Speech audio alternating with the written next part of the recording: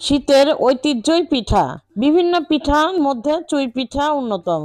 দুধে ভিজানো চুই পিঠা তো আপনারা অনেকেই খেয়েছেন। আমি আমার স্টাইলে এই চুই পিঠাটা তৈরি করে দেখাবো। এই পিঠাটা খেতে দারুণ হয়, মুখে দিলেই মিশে যায়। টিপস সহ অনেক সহজভাবে তৈরি করে দেখাবো, যে কোনো মানুষই দেখে তৈরি করে ফেলতে পারবেন। আসসালামু আলাইকুম, আপনারা দেখছেন আইরিন হোম কিচেন। আজকে আমার রেসিপি চুই পিঠা। তার জন্য আমি প্রথমে নিয়ে নিলাম একটি ব্লেন্ডার জার। আমরা তো জানি যে চাউলের গুঁড়া দিয়ে এই চুই পিঠাটা তৈরি হয়, কিন্তু আজকে আমি আপনাদের সুজি দিয়ে করে দেখাবো। তার জন্য একটা বাটি নিয়ে নিলাম, আর এই বাটির মাপে আমি সবকিছু করে দেখাবো। দেখুন, এক বাটি আমি সুজি নিয়ে নিলাম। আর এই সুজিটা কিন্তু একদম মিহি করে গুঁড়া করে নিতে হবে। সুজি কিন্তু একদম মিহি হয় না, জাস্ট একটু দানা দানা থেকেই যায়, তো সেভাবেই গুঁড়া করে নিতে হবে। দেখুন, আমার গুঁড়া করা শেষ। এখন আমি সুন্দর করে এটা দেখিয়ে দিচ্ছি, দেখুন কেমন গুঁড়া হয়েছে। আর এই গ্রাইন্ড করার কারণে কিন্তু পিঠাটা খুব সুন্দরভাবে সফট হবে। অবশ্যই এটা করার চেষ্টা করবেন। আর এখন জল যাচ্ছে আমি চুলার কাছে। এই বাটি মেপে আমি পানি দিয়ে দিব। এখানে আমি 1.5 বাটির মতো পানি দিব। একটু বেশি পানি হয়ে গেলে কিন্তু এটা লাজ ধরবে, নরম হয়ে যাবে। এর জন্য চেষ্টা করবেন 1.5 বাটি পানি দেওয়ার। আমার এখানে বেশি পানি হয়ে গেছে, তার জন্য কিন্তু একটু কষ্টকর হয়ে গেছিল। তো এখানে আপনারা 1.5 বাটি পানি দিবেন ওই বাটি মেপে। আর সামান্য পরিমাণ লবণটা দিলাম, পিঠাটার স্বাদ বেড়ে যাবে। আর এটা ফুটন্ত পানি করে নিতে হবে, একদম একদম ফুটিয়ে ফেলতে হবে। তারপরে আমি এই সুজিটা অল্প অল্প করে দিয়ে এটা একটা সুন্দর করে ডো তৈরি করে নিব, দেখুন। আর এই পর্যায়ে কিন্তু চুলার আঁচটা ছোট করে দিতে হবে। আপনারা চাইলে এটা দুধ দিয়েও করে নিতে পারেন। আমি এখানে পানি দিয়েই করে নিলাম। আর দেখুন, প্রথম অবস্থায় কিন্তু একটু দলা পেকে যায়, ভয়ের কোনো কারণ নাই। আর চুলাটা দেখুন আমি এভাবে করে ছোট করে দিয়ে এই দলাগুলা সুন্দর করে কাঠির সাহায্যে, লাকড়ির সাহায্যে আমি ভেঙে ভেঙে নিচ্ছি। এভাবে করে একটু সময় ধরে করলেই কিন্তু এটা সুন্দরভাবে ভেঙে যাবে। দেখুন, এটা আমার মোটামুটি করা শেষ। আমি আরো কিছুক্ষণ ধরে নেড়ে নিব।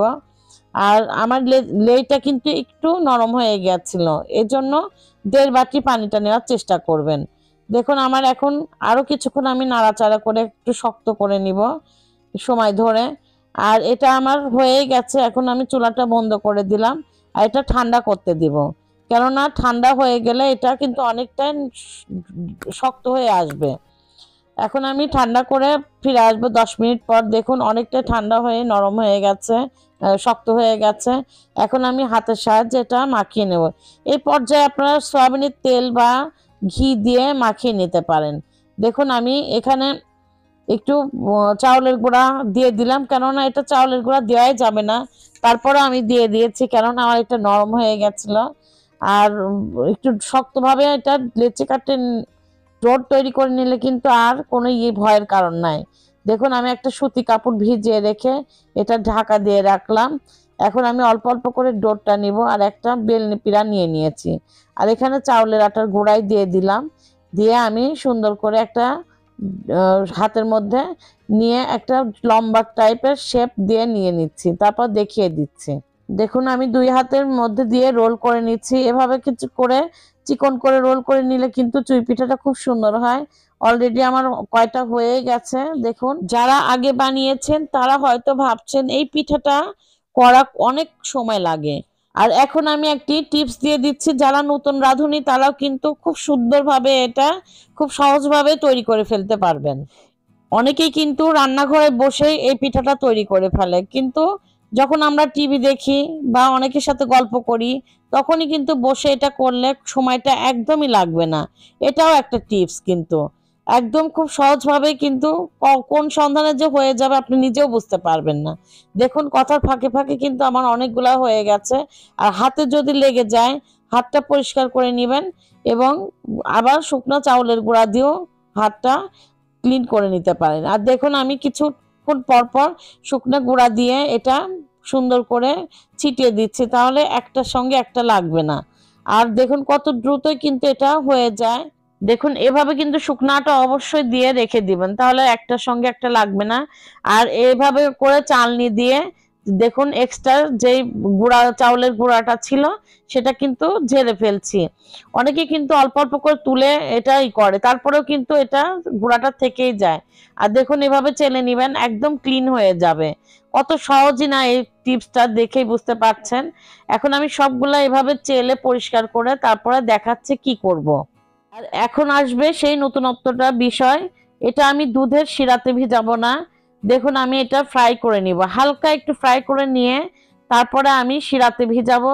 এটা খেতে দুর্দান্ত লাগে, তো অবশ্যই একবার করবেন। আর আমি দেখিয়ে দেব কিভাবে ভাজতে হবে। ভাজাটার মধ্যেও কিন্তু অনেক কিছু ডিপেন্ড করে, কেননা অনেকে হয়তো বা এটা অনেক ফ্রাই করে ফেলবে বা একদমই লোতে রেখে দিবে, সেটা না। দেখুন আমি তেলটা কিন্তু মোটামুটি গরম করে নিয়েছি, খুব বেশি গরম না, মোটামুটি গরম করে নিয়েছি। আর এই পর্যায়ে আমি অল্প অল্প করে দিয়ে এটা ভেজে নিব। আর ভাজতে কিন্তু একদমই সময় লাগবে না, এটা ভাজতে একদম 2 থেকে 3 সেকেন্ড ভেজে নিলেই কিন্তু এটা সুন্দরভাবে ভাজা হয়ে যাবে। আর এটা কালারটা চেঞ্জ করাই যাবে না, এটা সাদা করে রাখতে হবে, তাহলে কিন্তু এটা সুন্দর হবে। দেখুন তেলের আঁচটা আমি মিডিয়াম তেলের আঁচে কিন্তু দিয়ে দিয়েছি, আর অল্প অল্প করে দিয়ে ভেজে নিব।